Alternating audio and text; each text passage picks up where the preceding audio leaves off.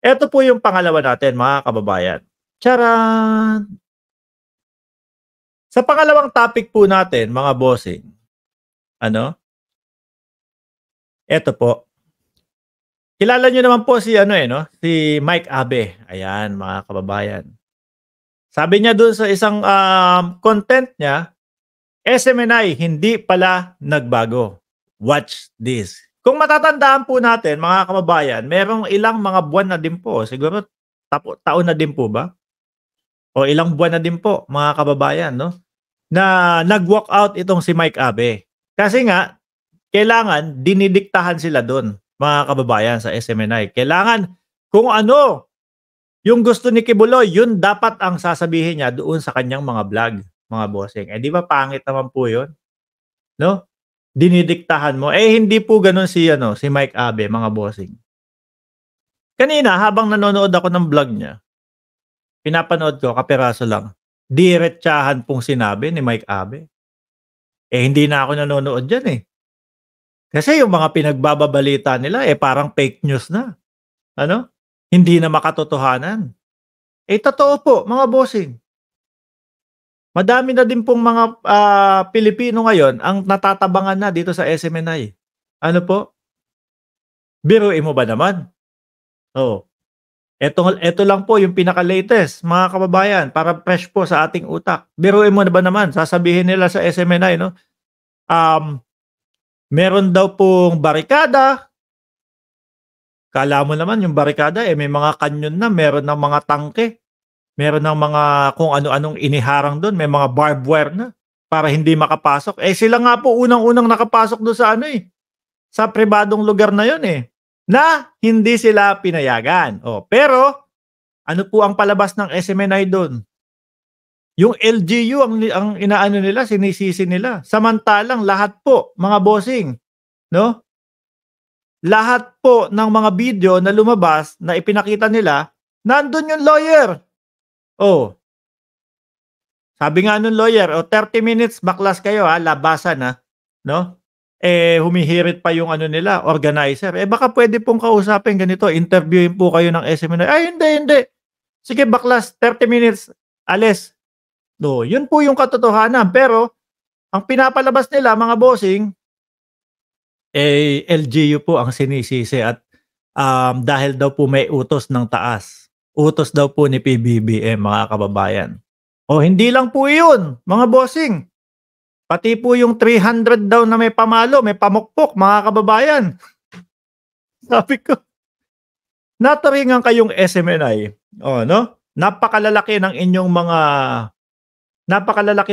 mga ano, mga kamera. Talagang yung mga pampropesyonal. Oh, eh, sa mga susunod na mga panahon, professional vloggers na lang po sila, mga kababayan. Lalo na 'pag natanggal na ang kanilang lisensya. Ano, siguro akala nila mga boss chief amo, sir, etong si Boss Mike Abe hindi papalag sa kanila. Oh, kung makikita niyo po ang mga vlog ni Mike Abe ngayon, mga kababayan, even though kaibigan niya pa din daw po si Pastor Kibuloy, nasabi niya po 'yan sa vlog niya. Kaibigan ko pa din si Kibuloy. Pero lumabas ka na diyan sa pagtatago mo, wag kang magtago diyan. 'Di po ba? Which is yun naman po ang tama, mga kababayan. Oh, eh, meron din pong, kakapalan ang mukha nitong mga nasa SMNI, mga bossing, eh. Biruin mo, ang pangulo, "Pangulo, pumunta ka na daw sa Senado." Kahit po yung dokumento, eh, peke, 'no? Kahit po yung dokumentong inilabas ni Maharlika, eh, walang katotohanan. Pumunta ka na daw po sa Senado. Iginigiit po nila yon, mga bossing, 'no? Iginigiit po nila yon. "Pangulo, pumunta ka na." Pero si Kibuloy hindi nila mahatak-hatak, hindi nila makuha-kuha. Ano po, oh, 'di ba po dapat, eh, si Kibuloy ang pinapanawagan niya, eh, baka 'pag pinanawagan po ng mga host yun, eh, baka patalsikin po sila ni Kibuloy, mga kababayan. Sabi ni Cheryl Santamaria, 154 likes. Naku, salamat po sa inyo at with, 817, viewers. Ayan. Huwag niyo pong kalimutan na i-like, 817 viewers. Kasi po, mas i-spread po ni YouTube yung ating, itong live stream, mga kababayan. Sabi ni Carmelito Clavido, huwag kayong magyabang mga vlogger, pangpagulo kayo, tumahimik kayo. Nagagalit sa inyo si Carmelito. Eh, comment ka ng comment diyan, paano kami hihinto? Oh.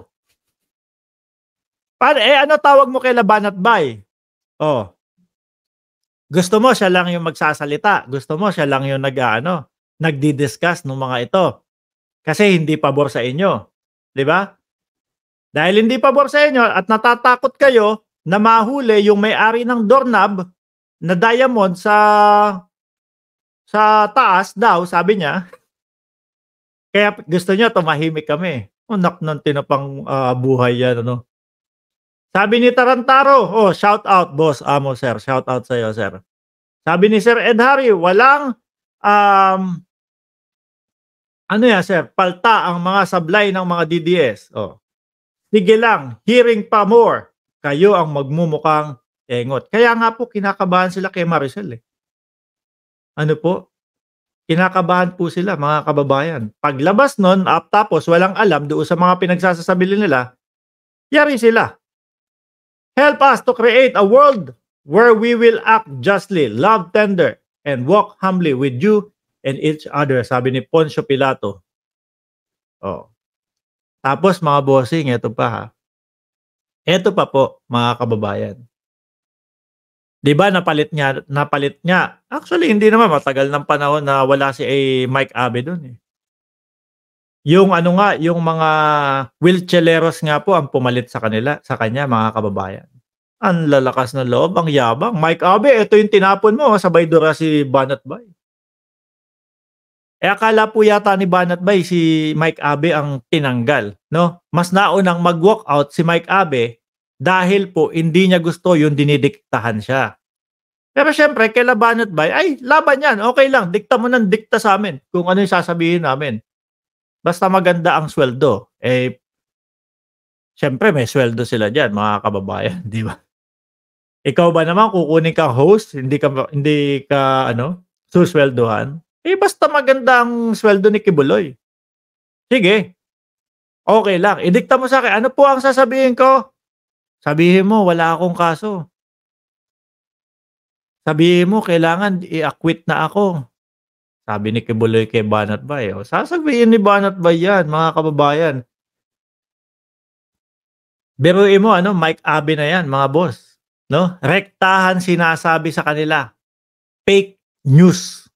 Oh, karamihan ng mga pinagbabalita na po nila, fake news. Eh, at tayo din po, napapansin natin yon mga bossing. Kagaya na lang po nung huling mautog nila. Di ba? Oh. At hindi lang po tayo, pati po taong bayan, mga kababayan.